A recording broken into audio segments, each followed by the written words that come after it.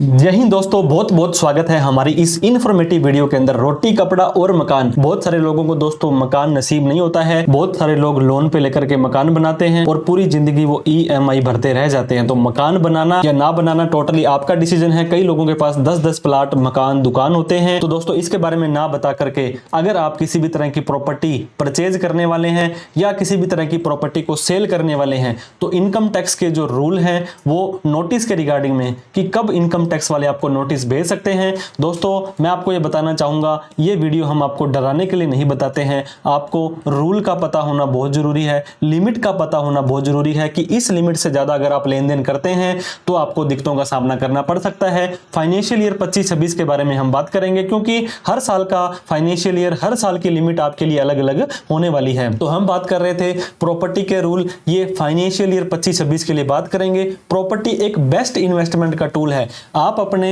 अड़ोस या पड़ोस में किसी भी प्लॉट का रेट जो 4 साल 5 साल पहले था और अब था, उसको चेक कर सकते हैं। ये आपके दोस्तों, आप दुकान भी ले सकते हैं, फ्लैट भी ले सकते हैं, प्लॉट भी ले सकते हैं। लेकिन इनकम टैक्स डिपार्टमेंट आपको कब नोटिस भेज सकता है, क्या टैक्स के रूल हैं और क्या क्या सावधानियां अगर आप रखते हैं तो इन फ्यूचर में आपको इनकम टैक्स वाले परेशान ना कर सकें। अब बात करेंगे सबसे पहले ईयर की। जो इनकम टैक्स डिपार्टमेंट है ये ईयर वाइज चलता है, हर साल का अलग अलग नोटिस आता है, हर साल की अलग अलग ही रूल होते हैं। तो 1 अप्रैल 2025 से अभी एक नया फाइनेंशियल ईयर चल चुका है, जिसको कि फाइनेंशियल ईयर 25-26 हम बोलेंगे। और उसकी जब ITR भरते हैं तो उसके ऊपर असेसमेंट ईयर 26-27 एक साल आगे लिखा जाएगा। तो जो भी लिमिट वगैरह चेक करनी है आपको दोस्तों, नोटिस की, ITR की, ये आपको फाइनेंशियल ईयर वाइज करनी है। तो अब हम 1 अप्रैल 25 से लेकर के 31/3/26 तक कितना लेन देन करें, कैसे लेन देन करें ताकि नोटिस ना आए।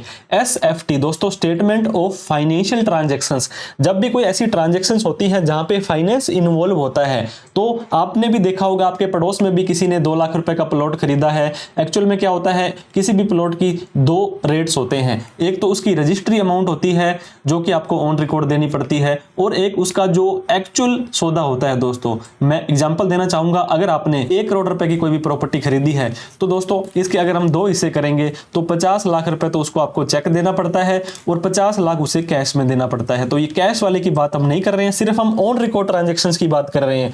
बहुत सारे ट्रांजैक्शंस 2-2 लाख रुपए, 1-1 लाख रुपए, 5-5 लाख रुपए के भी होते हैं।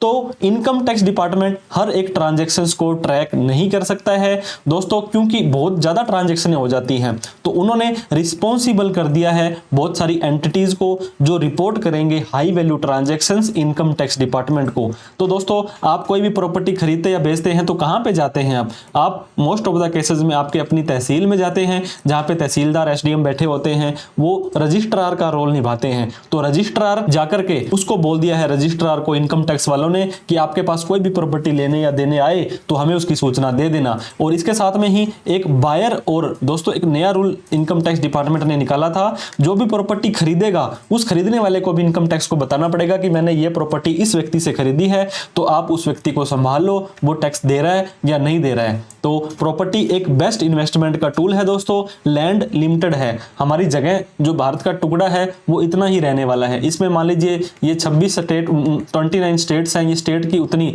आपका डिस्ट्रिक्ट भी उतना ही रहेगा, आपका गांव भी उतना ही रहेगा, और इसके रेट बढ़ेंगे। ये आपको कैपिटल एप्रिसिएशन देने वाला है, क्योंकि आप 1 लाख रुपए का कोई प्लॉट लोगे तो रेयर से रेयर का चांस में वो घटेगा, अदरवाइज वो 2-4 साल बाद आप देख लेना उसके रेट डबल होने की संभावना रहती है। और कई बार आप बना बनाया मकान, दुकान लेते हैं तो दोस्तों रेंटल इनकम भी आपकी आ जाती है। तो यहां पर प्रॉपर्टी में इन्वेस्ट करना है ना करना आपकी ही डिसीजन होता है। स्टेटमेंट ऑफ फाइनेंशियल ट्रांजैक्शंस मैंने बताया, every transactions reported by entity. Entity कौन, जो कि रजिस्ट्रार होता है या जो प्रॉपर्टी को खरीद रहा है, वो रिफ्लेक्ट करेगा आपके annual information statement, tax payer information summary, और अगर आपका TDS कटा है तो 26 में, जो आप ऑनलाइन इनकम टैक्स पोर्टल पर चेक कर सकते हैं। इसके ऊपर हमने ऑलरेडी डिटेल में वीडियो बना रखी है कि AIS, TIS और 26 आप अपना कैसे चेक करें। ये आपको साल में एक बार तो जरूर करना है, ताकि इन फ्यूचर में कोई भी दिक्कतों का सामना आपको ना करना पड़े। दोस्तों इस तरह का AIS TIS होता है। ये देखिए टैक्स पेयर इंफॉर्मेशन समरी, जो मैंने आपको TIS बताया था, यहाँ पे 50 से ज्यादा तरह की, इनफैक्ट 70-73 तरह की ट्रांजेक्शन शो होती हैं। और कौन कौन सी ट्रांजेक्शन शो होती है इस पर भी हमने ऑलरेडी डिटेल में वीडियो बना रखी है। बिजनेस रिसीप्ट कहीं से आई आपको, GST अगर आपने ले रखा है, GST सेल, GST परचेज, अब ये ये देखिए दोस्तों, purchase of E movable property, मतलब ऐसी प्रॉपर्टी जो आपने खरीदी थी और वो भी यहाँ पे शो हो जाती है। ये देखिए इतने रुपए की प्रॉपर्टी आपने खरीदी थी, ये कैसे पता लगा, किसको पता लगा, तो आप ये देख सकते हैं दोस्तों। ये SFT मैंने आपको बताया था, SFT का 012 ये कोड है, purchase of E movable property. ये डिप्टी कमिश्नर थे कोई, क्योंकि कमिश्नर बोलते हैं अलग अलग स्टेट में, कहीं पे रजिस्ट्रार बोलते हैं, उनसे 31 लाख रुपए की सूचना इनकम टैक्स डिपार्टमेंट को, मतलब इस कमिश्नर ने इनकम टैक्स डिपार्टमेंट को बोला कि मिस्टर ए ने 31 लाख रुपए की प्रॉपर्टी हमसे मतलब रजिस्ट्री करवाई है, इसने खरीदी है, तो आप इसको संभाल लें। इसके अलावा भी बहुत बार दोस्तों ये देखिए, सेविंग का ब्याज, FD का ब्याज, सेल ऑफ लैंड और बिल्डिंग, अगर आप लैंड या बिल्डिंग को बेचते हो तो ये देखिए 1 करोड़ 60 लाख रुपए आए हैं। और receipt from transfer of property, ये मतलब आपने बेची है, ये फिर से आ रहा है, मतलब अलग अलग रिपोर्टिंग यहाँ पे होती है। तो 2 तरह की रिपोर्टिंग है और ये दोनों तरह की रिपोर्टिंग मैं आपको यहाँ पे बताने वाला हूँ। ये देखिए दोस्तों, एक तो SFT के अंदर होता है और एक होता है आपका किसी ने TDS काटा बायर ने।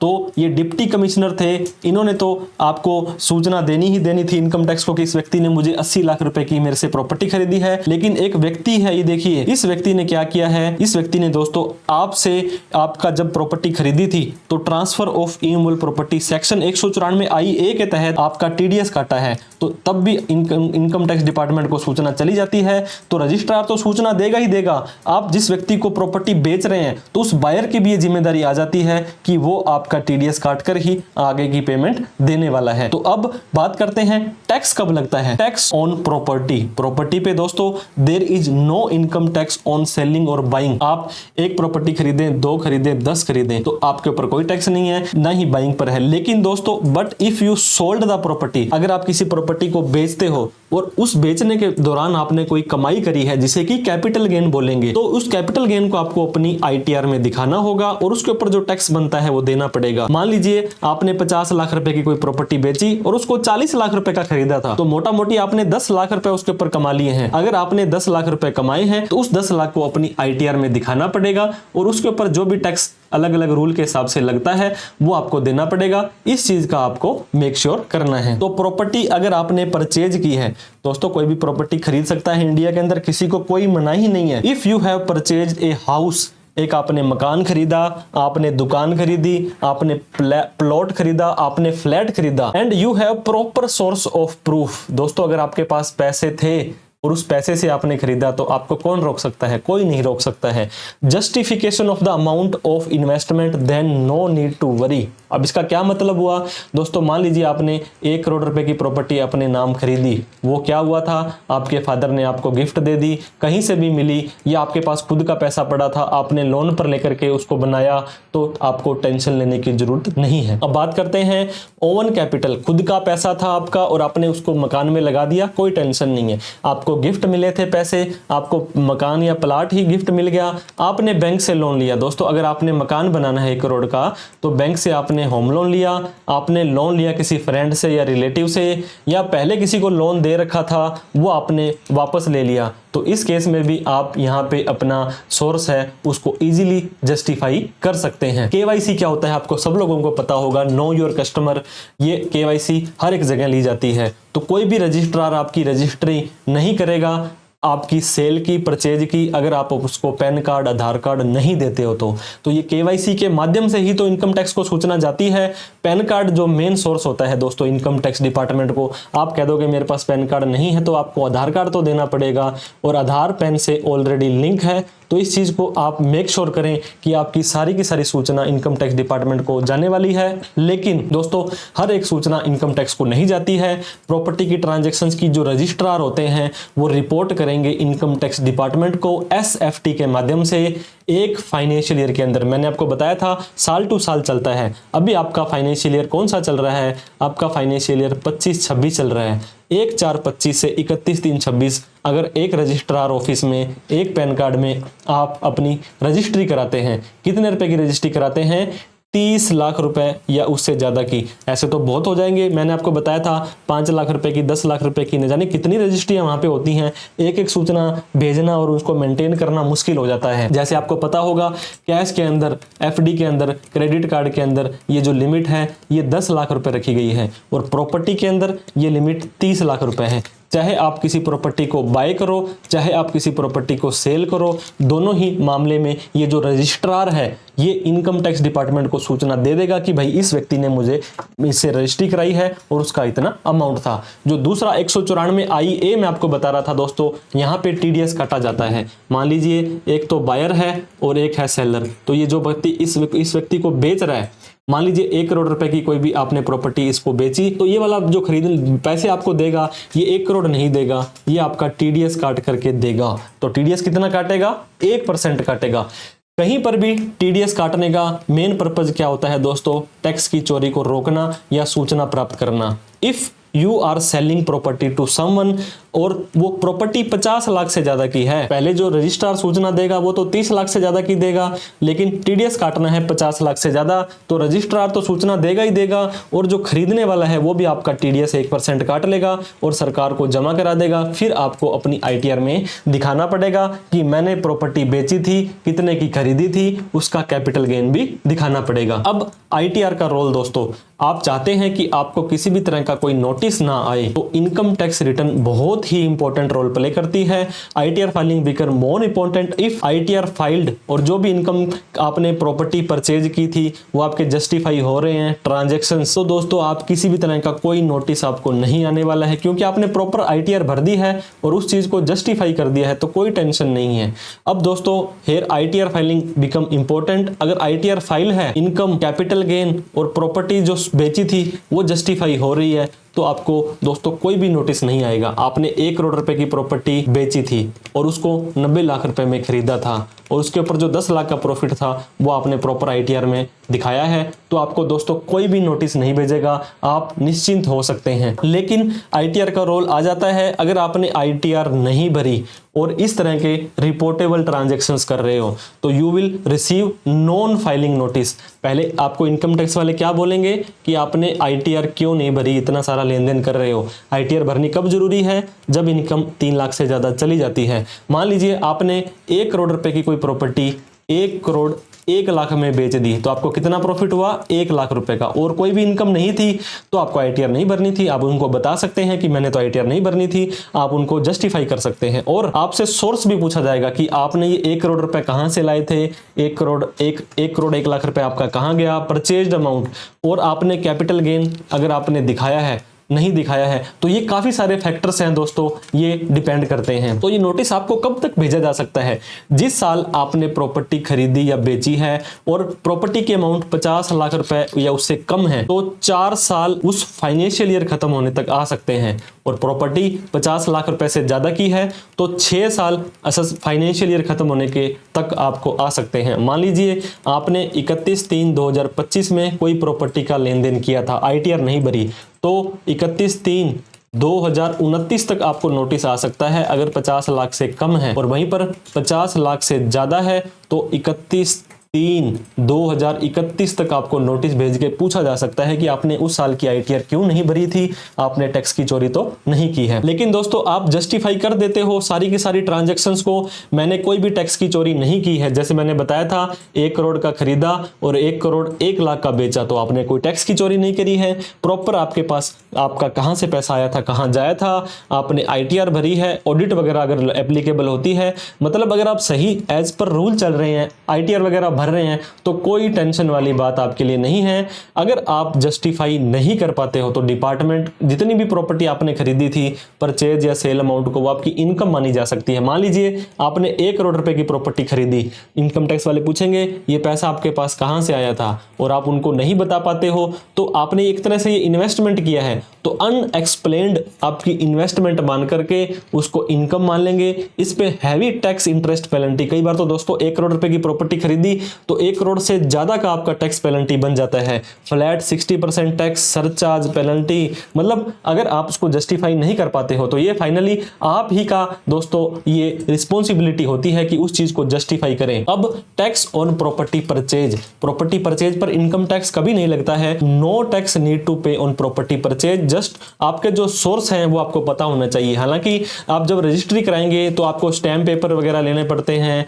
आपको गवर्नमेंट की ड्यूटी देनी पड़ती है, जो भी आपको वहाँ पे कमीशन दलाली देनी पड़ती है, ये सारा का सारा आपका आ जाता है। लेकिन इनकम टैक्स परचेज पर आपको कभी भी नहीं देना होता है। अब बात करते हैं सेल पर। अगर आप सेल करोगे दोस्तों तो आप प्रॉफिट कमाओगे। तो मान लीजिए आपने 1 करोड़ रुपए की प्रॉपर्टी खरीदी थी और उसको 90 लाख रुपए का बेच दिया, तो यहाँ पे आपको -10 लाख का प्रॉफिट हुआ है। तो किसी भी तरह का कोई टैक्स आपको नहीं देना है। और किसी भी प्रॉपर्टी को दोस्तों आप 2 साल बाद 24 महीने बाद रख करके बेचते हैं तो ये लॉन्ग टर्म कैपिटल गेन होता है।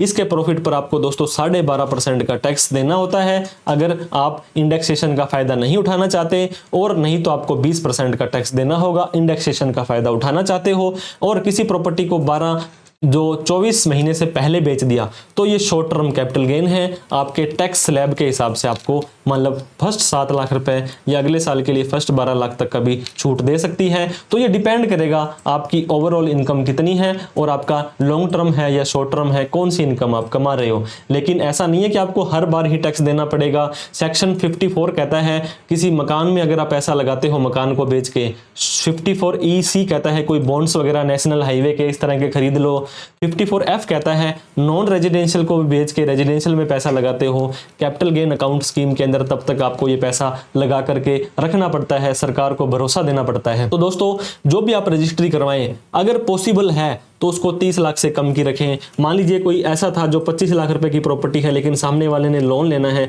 वो बोलता है 35 की रजिस्ट्री करा, तो आप कोशिश करें 30 से नीचे रखें। अदर देन कैश ट्रांजैक्शंस करें दोस्तों, क्योंकि 2 लाख से ज्यादा का कैश अगर आप किसी से ले लेते हो तो लेने वाले व्यक्ति को, वैसे तो टेबल के नीचे तो बहुत तरह के कैश के लेन देन होते हैं, लेकिन कहीं लिखा पढ़ी में ये नहीं आना चाहिए कि मैंने 2 लाख से ज्यादा का कैश लिया है। प्रॉपर ITR भरते रहें, आप अपने प्रॉपर स्टैम्प ड्यूटी वगैरह दें गवर्नमेंट को एक्स्ट्रा जो भी है, ताकि इन फ्यूचर में आपको किसी भी तरह की कोई दिक्कतों का सामना ना करना पड़े। सोर्स ऑफ अमाउंट रखना है कि ये पैसा आपके पास, मैंने बताया गिफ्ट से आया, खुद का पैसा था, रिलेटिव से आया तो गिफ्ट डीड रखें, रिटायरमेंट का फंड था, आपने कोई और प्रॉपर्टी बेची, कोई गोल्ड बेचा, शेयर बेचे, और रेगुलर बिजनेस एक्सपेंसेस थे। मतलब इस तरह से आप दोस्तों अपना प्रॉपर रिकॉर्ड रखेंगे, डिटेल रखेंगे तो कोई आपको परेशान नहीं करेगा। अननेसेसरी लेन देन ना करें। AIS, TIS और 26S को टाइम टू टाइम चेक करते रहें। परचेज डीड, सेल डीड रखें, ITR भरें, टैक्स भरें, लीगल रहें, लॉयल रहें, टेंशन फ्री रहें ताकि कोई दिक्कत ना आए। फिर भी दोस्तों किसी तरह की आपको प्रॉब्लम आ रही है तो 88 750 42,000 पर आप हमें कॉल, मैसेज, व्हाट्सएप कर सकते हैं। वीडियो देखने के लिए बहुत बहुत धन्यवाद। और अभी तक हमें सब्सक्राइब नहीं किया है तो प्लीज़ कर लें, क्योंकि इस तरह की informative video income tax, GST, personal finance से रिलेटेड आगे भी आती रहेगी। इस वीडियो को उन सभी लोगों में शेयर करो जो प्रॉपर्टी के मामले में अभी कोई बड़ा सौदा करने वाले हैं। कोई डाउट, क्वेरी, क्वेश्चन हो तो कमेंट करके आप हमसे पूछ सकते हैं। Thank you so much for watching this video. जय हिंद, जय भारत।